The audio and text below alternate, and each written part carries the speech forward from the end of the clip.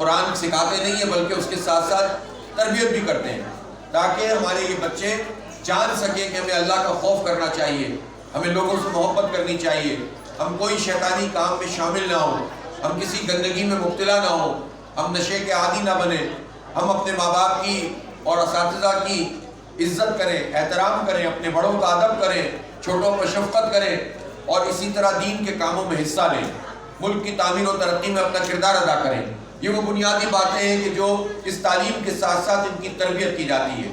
تو میں سمجھتا ہوں کہ انشاءاللہ آج یہ بچے ہیں، انہی بچوں کو بڑا ہونا ہے، ان میں سے ہماری بیٹیاں، ان کو گھر چلانا ہے۔ جب یہ گھر چلائیں گی، پوری نسل ان کے پاس ہوگی، تو انشاءاللہ ہماری یہ بچیاں ایک بالکل زبردست قسم کا جو ایک خاندان ہوتا ہے، جو ہماری اقدار، ہمارے کلچر، ہماری ویلیوز ان سے بھی جڑے ہوئے ہوتے ہیں، اور اس کے ساتھ ساتھ دینی اعتبار سے بھی یہ لوگوں کو بہترین طریقے سے تعلیم و تربیت کرنے والے۔ تو یہ پوری نسل ہے جس کی تربیت کی جا رہی ہے، میں مبارکباد پیش کرتا ہوں۔ بچوں کو پڑھانا بہت بڑا اجر کا کام ہے۔